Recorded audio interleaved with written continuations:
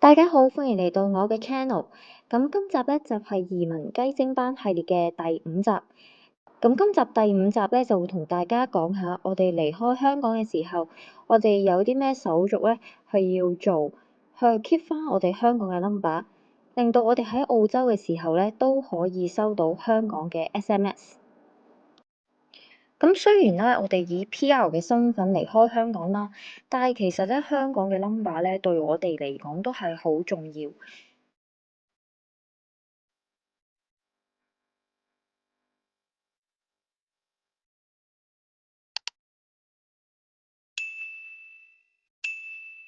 咁我相信大部分移民嘅話，其實都有啲事務啊，或者銀行嘅香港 account 咧，都係會繼續 keep 住嘅。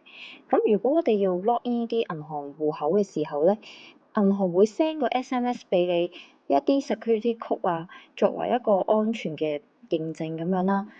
咁所以我哋嚟港之前咧，都做咗一啲 research 去了解下究竟點樣可以 keep 住香港嘅 number 啦。咁講之前咧，咁就大家咧一定要睇下你自己嘅電話卡咧係咪 join plan 嘅。如果係 join plan 嘅話咧，你要睇下自己係幾時完約。如果完咗約嘅話，你又預計到你可能未來3至4個月或者半年咧就係會離港嘅。咁我就建議你就轉咗一張電話卡。咁我喺香港咧，其實已經冇再上台好耐啦，就唔係用一個月費嘅形式去交一個電話費。我一直喺香港嘅時候咧，都係用一個電話卡啦。咁就假設我就買咗一個365日嘅 plan 咁樣啦，就買一個 credit。如果唔夠嘅時候就再 top up。咁我一直咧都係以呢個模式去養住我個 number 啦，同埋用 data 嘅。用呢個模式嘅話咧，相對地嘅彈性係高好多。咁我差唔多嚟講啦，亦都預計到我差唔多用晒 data 嘅話，我就唔再 top up 落去啦，同埋就再轉台就方便咗好多啦。咁我哋當時離開香港咧，就比較咗2間嘅電信供應商，包括係 Global SIM 同 Lucky SIM。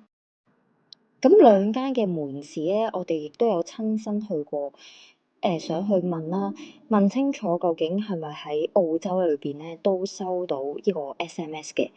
咁但係最後咧，我哋2間問完啦，同埋比較個價錢之後咧，我哋係揀咗 Lucky 先嘅。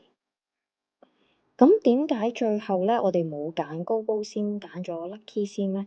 最主要嘅原因咧，咁我哋就去咗旺角嘅一間門市，喺度問清楚，究竟嚟到澳洲嘅時候，2個供應商係咪都可以收到香港嘅 SMS？因為我哋最大嘅 concern 咧，就係如果我嚟到澳洲嘅時候，先發覺收唔到香港嘅 SMS 咧，呢個先係最大喎。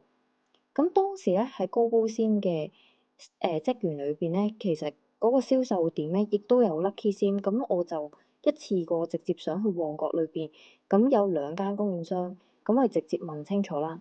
咁比較個價錢嚟講咧，Lucky 先嘅性價比係比較高啦。咁我就即刻問佢啊，如果我呢個情況係去澳洲嘅話，咁我想問下1年、2年或者3年嘅 plan 咧係幾多錢咁樣啦？不過當時嘅職員咧，係一聽到我哋去澳洲咧，就即刻講 Lucky 先咧係喺澳洲地區收唔到香港嘅 SMS。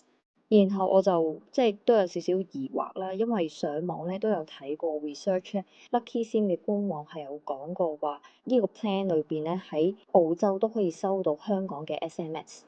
咁雖然職員咧係即時講話唔可以用 Lucky 先啦，咁佢就介紹咗我用 Global 先。不過咧，Global 先咧，佢就係介紹我用1年嘅 plan 裏邊最多 data 個 plan。咁我就見到個價錢其實係都唔係划算啦。咁我就講話吓，我淨係需要收 SMS 喎。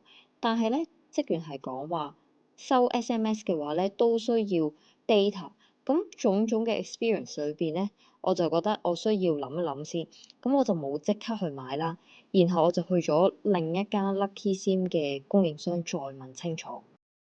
於是咧，我哋轉移陣地，由旺角去到觀塘，其中一個 Lucky SIM 嘅銷售點嘅供應商裏邊問清楚，究竟喺澳洲嘅時候可唔可以收到香港嘅 SMS，同埋我哋係咪可以用一年嘅 plan 裏邊嘅最少基數嘅數據份量裏邊都可以收到香港嘅 SMS。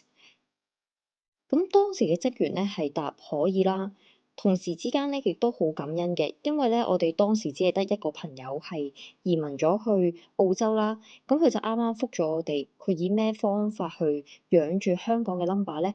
佢都係講話佢係用 Lucky SIM 係可以收到香港嘅 SMS 嘅。咁於是乎，我哋直接喺觀塘做埋葵號轉台，亦都係講翻俾佢知道，我哋想幾時停咗我哋現有嘅 data plan，就轉翻去新嘅 data plan 嘅公司啦。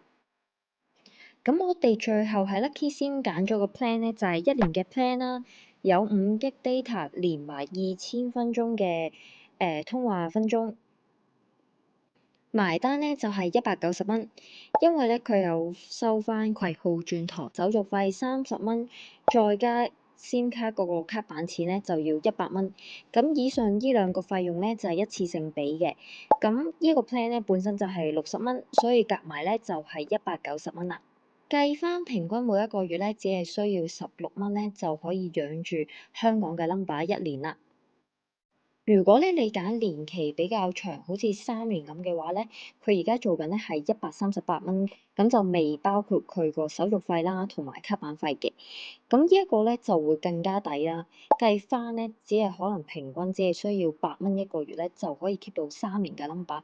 咁不過咧，我哋就因為唔清楚究竟係咪真係收得好啦，同埋收唔收得到啦。我哋預計1年之後咧都會返香港，咁所以咧我哋就先買一個少啲嘅年期嘅 data plan 先。咁我就分享咗我哋點樣去 keep 住香港嘅 number 啦，去收 SMS。不過可能大家咧亦都有疑惑，咁如果真係可能要打啲固網嘅電話，可能係 call centre 啊，又或者一啲政府嘅部門要處理一啲事，你一定要打，就唔可以用一啲 WiFi call 啊、FaceTime 咁樣去。咁究竟咧，我應該又點樣揀呢？咁其實喺澳洲嚟講，有好多嘅電訊供應商咧，其實佢嘅 data plan 咧已經係包咗 unlimited 嘅 free international call。咁好似我自己為例啦，我都係求其買一張 Coast Mobile 嘅1年 data plan。咁假設我以240蚊澳紙買入210G 嘅 data，咁當中嘅210G data 咧就係以1年為有效期。而當中咧，亦都有條款係寫住支援免費打去指定嘅15個地方。咁亦都我實測過㗎啦。如果咧我要打去香港嘅 call centre 或者銀行中心咧，要處理任何有關自己私人嘅事咧，咁我只要加翻+852咧，我就可以免費咁樣打去 office 啊，又或者屋企人嘅手機啊、朋友手機嗰啲，都係完全冇問題。走之前幫我 like、share、subscribe 我哋嘅 channel，我哋下條片見，拜拜。